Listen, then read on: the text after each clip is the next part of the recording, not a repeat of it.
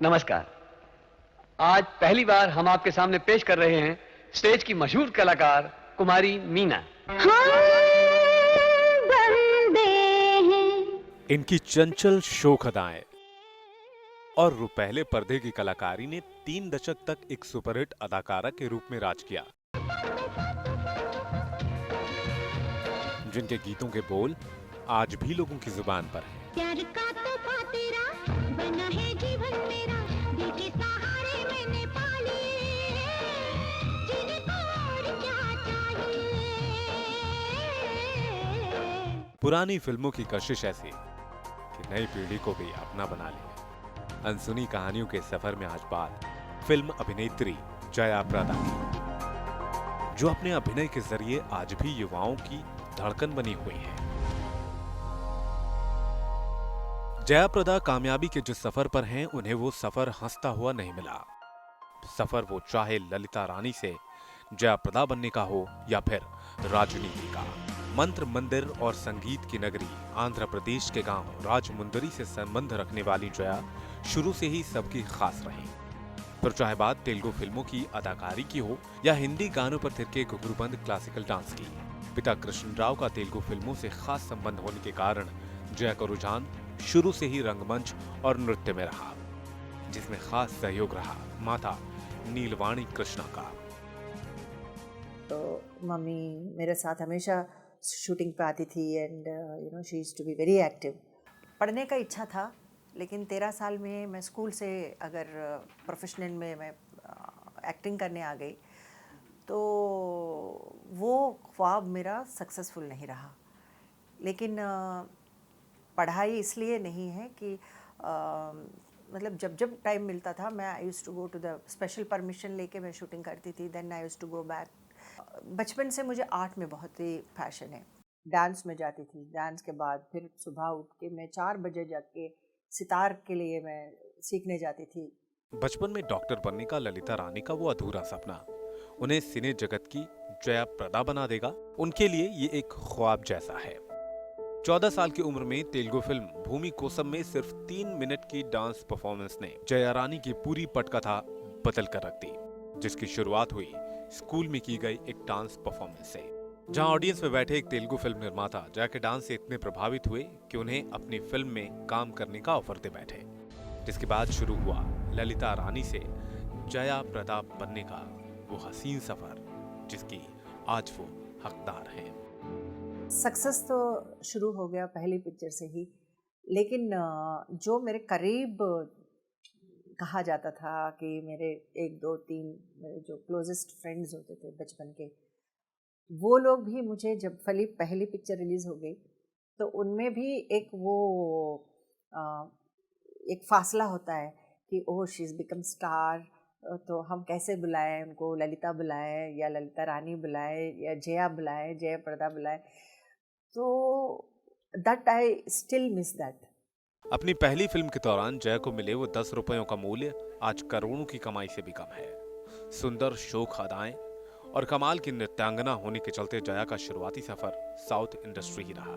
तेलुगु फिल्मों में अपनी उम्र से 2 गुना बड़े कलाकारों के साथ काम कर जया ने सिनेमा जगत को समझा और अपनी अदाकारी को निखारा। नसीब की धनी जया को इंडस्ट्री में शुरुआती दौर से ही बड़े कलाकारों का साथ मिला।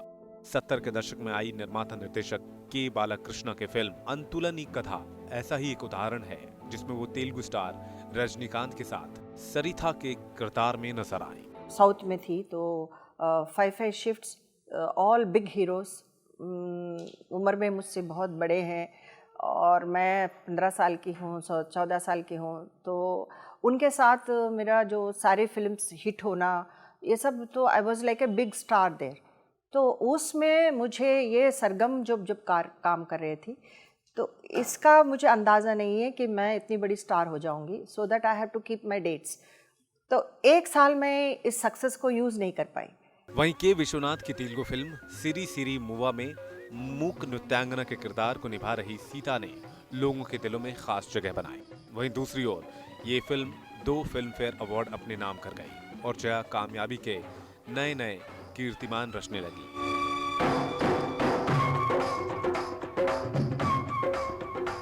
70 का दशक तो जया के लिए काफी लकी साबित हुआ। जया सभी बड़े कलाकारों के साथ पर्दे पर दिखने लगी। ये इनके इंडस्ट्री में खास लोकप्रियता को ही दिखाता है कि साल 1977 में जया एक साथ 15 फिल्मों में अलग अलग किरदार करती दिखी। उसी साल आई सत्यनारायण की फिल्म अडवाणी रामुदू में जया मशहूर कलाकार और आंध्र प्रदेश के पूर्व मुख्यमंत्री एन.टी. रामाराव के साथ पर्दे पर दिखी। फिल्म ने बॉक्स ऑफिस पर खूब कमाई की।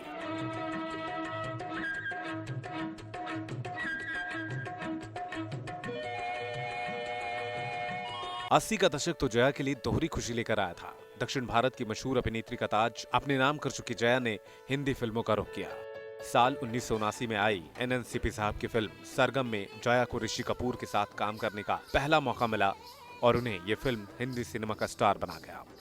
फिल्म में जया बिना कुछ बोले ही सबका ध्यान अपनी ओर खींचती रही। एक ओर चिंटू का वेस्टर्न डांस और दूसरी ओर जया प्रदा के वो मदहोश कर देने वाले क्लासिकल ठुमके हर किसी को अपना दीवाना बना रहे थे।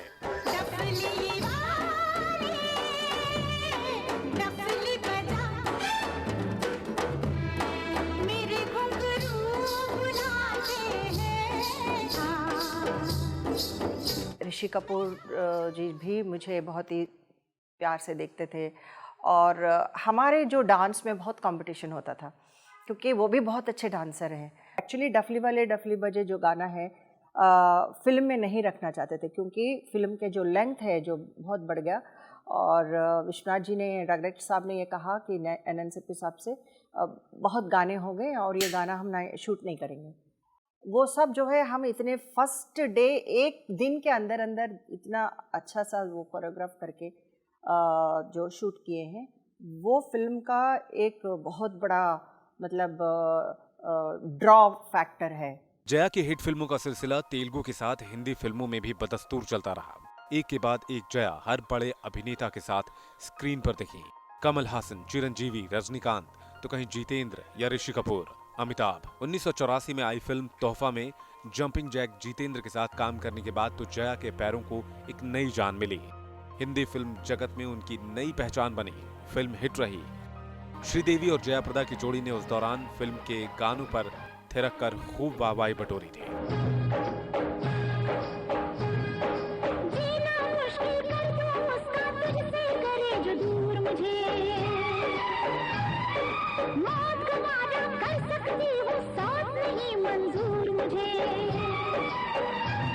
अगेन तोहफा इज़ अ रीमेक एंड वो भी हमारे श्रीदेवी और मेरा कॉम्बिनेशन में काफ़ी सुपर हिट थे।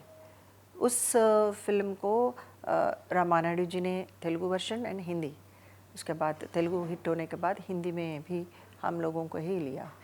Sridevi is also one of the best dancer. We used to have a very very tough competition. हम लोग परफॉर्मेंस में और डांस में बहुत मज़ा आता था। हमारे श्रीदेवी और मेरा जो फैंस है वो फिल्म देख के दोनों लड़ते थे कि श्रीदेवी ने अच्छा किया तो जयप्रदा भी अच्छा किया। इस तरह के लड़ते लड़ते हमारे बहुत पिटाई भी हो जाती थी एक दूसरे की। तो इस तरह के जो फैंस होते थे हमारे, and it was a wonderful experience again with Jeetu ji also. Jaya आज भी उन कंट्रोवर्सियों को सिरे से नकारती हैं कि फिल्म में श्रीदेवी और जयाप्रदा ने साथ में काम तो किया मगर एक दूसरे से सीधे मुंह बात तक नहीं की, जिसकी खास वजह थी दोनों ही अभिनेत्रियों का गीत, संगीत और नृत्य में हमेशा अव्वल रहना। एक्चुअली हम लोगों का कोई राइवलरी नहीं था, ये आप लोग क्रिएट करते थे। पॉलिटिकल ना उनसे पॉलिटिकल है ना उनसे कोई ऐसा हम लोगों को तलवार निकाल के झगड़ा करने वाले हैं। लेकिन प्रोफेशनल हेल्दी कंपटीशन ज़रूर था बिकॉज़ हम लोग दोनों एक ही जगह से आए हैं, मतलब साउथ से आए हैं। एंड वो भी she is also a good actress, good performer, good dancer. मैं भी उसी तरह मैं भी डांस बेस्ड फिल्म्स किए हुए हैं एंड परफॉर्मेंस बेस्ड हम लोग लिखते थे। तो लोग हम लोगों को तुलना शुरू किया है कि श्रीदेवी ग्लैमर रोल करेगी और जयप्रदा परफॉर्मेंस करेगी। वहीं दूसरी ओर तोहफा फिल्म में काम कर जया और जितेंद्र की जोड़ी ने एक नई इबादत लिखी। हर बड़ा निर्माता निर्देशक अपनी फिल्म में जितेंद्र जया को साइन करने लगा। इस खूबसूरत जोड़ी ने इंडस्ट्री में तकरीबन 40 फिल्में दी। एक और जितेंद्र के देसी ठुमके तो वहीं दूसरी ओर जया का क्लासिकल अंदाज हर किसी को उनका मुरीद बना रहा था। Jitendra ji he is a very nice person basically, and वो बहुत बड़ा हीरो है, ऐसा कोई टैंट्रम्स नहीं है, and very friendly nature, and again he used to support me so much in we have done I think Jeetu ji के साथ बहुत काफ़ी नंबर है हमारा, more than 40 films I have worked अकेले जीतू जी के साथ, तो काफ़ी नंबर हमने फ़ायदा इसलिए हुआ है कि वो भी बहुत साउथ फिल्म्स करते थे। फिल्मों में जया के सुंदर और सुशील किरदार ने लोगों के जहन में एक अलग छवि गढ़ी थी। जया का साड़ी पहनने का स्टाइल इतना लोकप्रिय हुआ कि साड़ियों की हर बड़ी कंपनी ने जया को अपना ब्रांड एम्बेसडर बना लिया। 80 के दशक में ही जया की कामयाबी को तब चार चांद लगे जब उन्हें महानायक अमिताभ बच्चन के साथ प्रकाश जी के साथ, प्रकाश मेहरा जी ने मेरे को बताया था कि आपको ये फिल्म अमित जी के साथ करना है, तो आई वॉज इन ऊटी, मैं राजकुमार जी के साथ काम कर रही थी, तो मैं खुद फिर मैं वहाँ से रिक्वेस्ट करके जब मुहूर्त शॉट हुआ तो it was like a very long मुहूर्त shot, it was like 100 feet, मतलब सभी आर्टिस्ट हैं उसमें, अमित जी भी हैं, प्राण साहब हैं, सब लोग, उन सबके डायलॉग होने के बाद लास्ट में मेरा है, तो मेरा पल्पिटेशन देखिए आप, अगर मुझे पता नहीं है हार्ट अटैक भी हो सकते हैं क्योंकि I was so tensed, and first time I am facing with Amit ji, camera share कर रही हूँ, तो it was an experience, but of course it went so well, so that was the best experience what I had during Sharaabi. Jaya प्रदा की नजरों में बच्चन साहब की एक खास तवज्जो है। साउथ से हिंदी फिल्म इंडस्ट्री में काम करने का सफर जया के लिए थोड़ा मुश्किल था, जिसकी खास वजह रही जया की हिंदी। जया बताती हैं कि सेट पर फिल्म के कितने ही डायलॉग अमित जी बड़े साधारण तरीके से जया को रटाया करते। तोहफा देने वाले की नीयत देखी जाती है, तोहफे की कीमत नहीं देखी जाती। आपकी नीयत की मैं बहुत कदर करती हूँ, लेकिन मेरी गरीबी के कंधे ये बोझ नहीं उठा सकेंगे। 90 के दशक में आई फिल्म आज का अर्जुन और जादूगर ऐसा ही एक उदाहरण है, जिसमें जया महानायक के साथ कामयाबी की दास्तान लिखती गई। आज का अर्जुन बहुत चुलबुली कैरेक्टर है, वेरी एरोगेंट, वेरी खड़ूस कैरेक्टर है, एंड अमित जी को छेड़छाड़ करने वाली कैरेक्टर है, तो इसमें बहुत मज़ा आया, and typical representing the Rajasthani getup. गोरी है कलाइया तुला दे मुझे हरी हरी चूड़ियां, अपना बना ले मुझे बालवा, गोरी है कलाइया। जादूगर भी इट्स अ डिफरेंट कैरेक्टर, मतलब झूठ बोलती है, घर चाहिए तो झूठ बोल के अमित जी के घर में ही रहती है, लेकिन अमित जी को डांटती रहती है। सभी की खास रही जया को इस सफर में इंडस्ट्री की सभी बड़ी अभिनेत्रियों ने सराहा। निर्माता निर्देशक सावन कुमार टाक की फिल्म सौतन की बेटी के बाद हुई रेखा के साथ दोस्ती जया को आज भी याद आती है। ना हमें समाज ने मंजूर किया है, ना कानून ने, अब हम कौन सा मुंह लेकर इस घर में रहें? पति से बढ़कर ना समाज है ना कानून।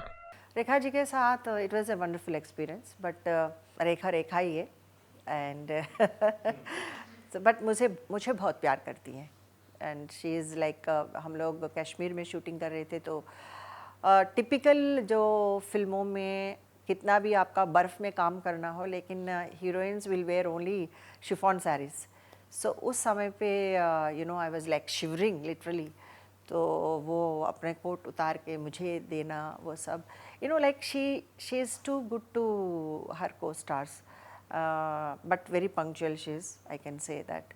तो मैं इन लोगों से एक इंस्पायर करके मैं अपना ओन अप करने की कोशिश करती हूँ। 3 दशकों तक फिल्म इंडस्ट्री पर राज करने वाली जया प्रदा को लाइफ में वो किरदार करने का भी मौका मिला जब दर्शकों की नजर में उनकी छवि परमात्मा के बराबर बनी। साल 1992 में आई वो फिल्म थी माँ, जिसमें ममता का किरदार निभा रही जया की चमत्कारी जादू का असर आज तक लोगों के जहन में है। एक माँ इतनी मजबूर है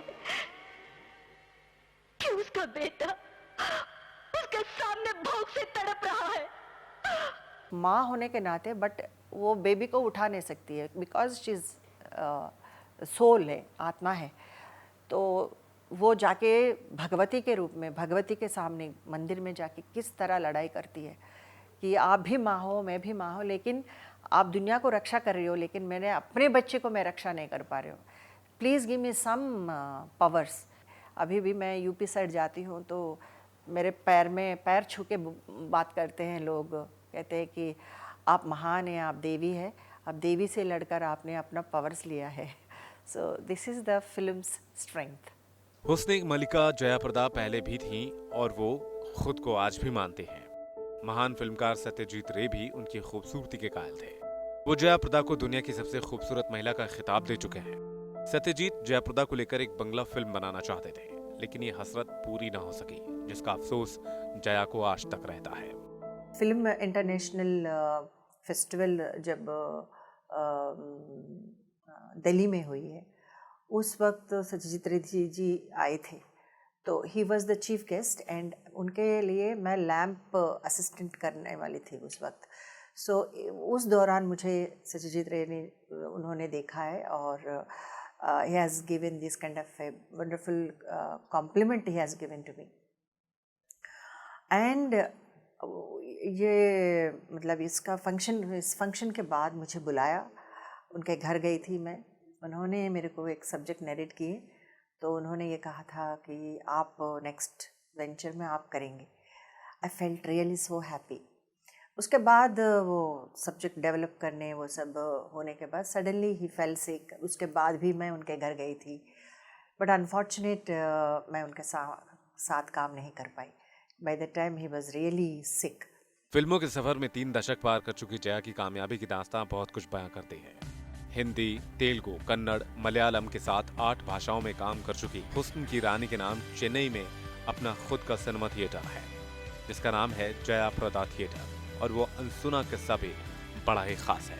जब पहली बार थिएटर खरीदने वो मालिक के घर पहुंचे, हम लोग शूटिंग होने के बाद फिर उनके ओनर को नंबर लेके ओनर से मिलने गए रात को 1 बजे। वो बुजुर्ग हैं, बहुत डर गए, बोले कि अरे आप लोग क्या है कि क्यों इतनी रात में आए हैं। हमने कहा था सर हम लोगों को आपका थिएटर बहुत अच्छा लगा तो हम खरीदने आए हैं। तो उन्होंने कहा था कि वो एकदम चौंक गए, तो उन्होंने कहा था कि अच्छा ठीक है आप बैठिए, क्या खाएंगे क्या है वो सब ना, हमको कुछ नहीं चाहिए, आपको थिएटर चाहिए। वो हंस रहे थे। उसके बाद कहा कि देखिए आपके जो भी बड़े लोग होंगे उनको लेकर आइए और आपके सीए को भी साथ लेकर आइए। थिएटर ऐसे 10 रुपये में नहीं खरीदा जाता है, तो ये बड़े लोगों का काम है और आपको अगर ऐसा अच्छा लगेगा तो हम बड़े लोगों से बात करेंगे, फिर फाइनल करने के बाद आपका जो भी करना है वैसे करेंगे। तो फिर उसके लिए मैंने 6 महीने एक साल दिन रात काम किए, 5 शिफ्ट करती थी मैं, करके पैसा इकट्ठा करके फिर मैं सीए को कहा था। तब मेरे को थोड़ा सा ब्रेन और बुद्धि आई है कि पेपर्स लेके उनको लेके हम साथ में जाके फिर हम लोगों ने जयप्रदा थिएटर्स दोनों, एक राज थिएटर एक जयप्रदा थिएटर हासिल किए। अपने इस खास सफर को ताज़ा करते हुए जया ने उन धुंधली यादों पर प्रकाश डाला जब पहली बार 70 के दशक में आई आपदा का सामना उनके राज्य को करना पड़ा था। 8 साल की जया ने बाढ़ पीड़ितों की सहायता के लिए रिलीफ कैंप के साथ काम किया, मगर पहली बार इंसानियत को 2 रूपों में भी समझ लिया। एक गाड़ी आई, मुझे बहुत मतलब अभी भी मेरा खून खुलता है जब मैं अंदर उनके लिए पैसे के लिए ये जो डिब्बा जाके दिखा है, तो उन्होंने ये कहा कि कितना चाहिए। मैंने कहा था कि आप जो मर्जी है डालो इसमें। तो उसने क्या किया था, पैसा डालते हुए मेरा पूरा जो पैसे का कलेक्ट हुआ जो टिन है, वो डब्बा है, वो पूरा उसने ले लिया और गाड़ी फास्ट भगा दिया। और मैं वहीं के वहीं एकदम शॉक एंड मेरे को समझ में नहीं आ रही थी कि मैं क्या करूं। फिर रोने लगी। फिर मेरा पापा ने अंदाजे से इस टिन पे अगर भरा हुआ तो इतना पैसा होता है, तो 200 रुपया या 300 रुपया वो मेरे को दिया था। तो मैं जाके उन लोगों को, उन गरीब लोगों को दिया। जया प्रदा की जिंदगी की कहानियों में तमाम पटकथाएं भी हैं जिनके आज हम पन्ने पलट रहे हैं। फिल्मों में काम करने के बाद जया ने भारतीय राजनीति की तरफ रुख किया। साल 1994 में वो तेलुगु देशम पार्टी में शामिल हो गए। इस दौरान टीडीपी ने उन्हें पहली बार राज्यसभा मेंबर के तौर पर संसद भेजा। साल 2004 में लोकसभा चुनाव में समाजवादी पार्टी ने जया को रामपुर सीट से चुनावी मैदान में उतारा, जिसमें वो 85,000 वोटों से जीत गई। इसके बाद जया सामाजिक कार्यों के साथ महिलाओं के उत्थान के लिए खास कदम उठा रही हैं। मुलायम सिंह जी ने मुझे कहा कि वहाँ से आप लड़ना है। I was actually not prepared, पर उन्होंने ये कहा था कि नहीं, आपको ले जाएंगे हम, आप ज़रूर वहाँ से आपको लड़ना है। तो वहाँ जाने के बाद पता चला कि गर्ल का एक माइंडसेट क्या है, पेरेंट्स का माइंडसेट क्या है। पेरेंट्स 8वां के बाद गर्ल को पढ़ने का कोई मौका नहीं देते हैं। तो मैंने मन में ये ठान लिया कि बच्चे को ले, ख़ास तौर गर्ल्स के लिए एक ऐसे प्रोफेशनल कोर्सेज शुरू करना चाहिए। तो the moment I become MP from Rampur, तो मैंने नर्सिंग जो गर्ल्स के लिए मम्मी के नाम से Neelaveni Krishna school of nursing वो शुरू किया था। अब हम शुरू कर रहे हैं teachers course, that is like Jaya Prada institutions of education, so B.Ed and BTC courses. फिलहाल इनके निजी जीवन पर नजर दौड़ाएं तो जया आज भी अपने दिन की शुरुआत एक लंबी सैर के साथ करती हैं। जो फिट है वो हिट है कि वाकई पर ये एकदम फिट बैठती हैं। घर में बना ये आस्था का भवन और पंडितों का जमावड़ा साफ दर्शाता है कि आत्मा से परमात्मा का मिलन वो बड़े ही शालीनता के साथ करती हैं, जो उनकी दिनचर्या का एक अभिन्न अंग है। वहीं बेटे को कामयाब इंसान बनाना इनका एक खास लक्ष्य है। यही मेरे को बहुत अच्छी लगती है कि she spends time with me. जब भी होता है, इतने पैक्ड स्केड्यूल के होते हुए भी शी कम्स, शी सीज की कर क्या रहा है, ये पढ़ाई कर भी रहा है या नहीं। एंड मैं भी आई बैलेंस की, इनको ऐसा ना लगे कि मैं शैतानी कर रहा हूँ, अभी इसके पास रहना ही पड़ेगा। I balance. अभिनेता से नेता बनी जयाप्रदा को सिनेमा में दिए अपने खास योगदान के चलते साल 2007 में दक्षिण फिल्म इंडस्ट्री ने लाइफ टाइम अचीवमेंट अवार्ड से नवाजा। Let me call upon stage with a great round of applause the beautiful Jayaprada garu.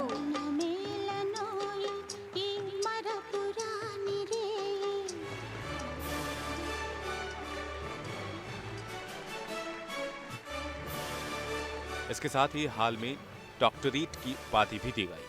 आने वाली पीढ़ी कला का सम्मान कर उस पर अमल कर सके, उसके लिए फिलहाल जया काम कर रही हैं। जिंदगी की पिच पर कामयाबी के रन बना जयाप्रदा ने अपने हिस्से में तमाम सम्मान और अवार्ड्स दिए हैं। डांस हो या ड्रामा, एक्टिंग हो या पॉलिटिक्स, जया ने हर जगह अपना परचम लहराया। आज भी चुनौतियों में यकीन रखती हैं और जिंदगी को बड़े शान से जी रही हैं।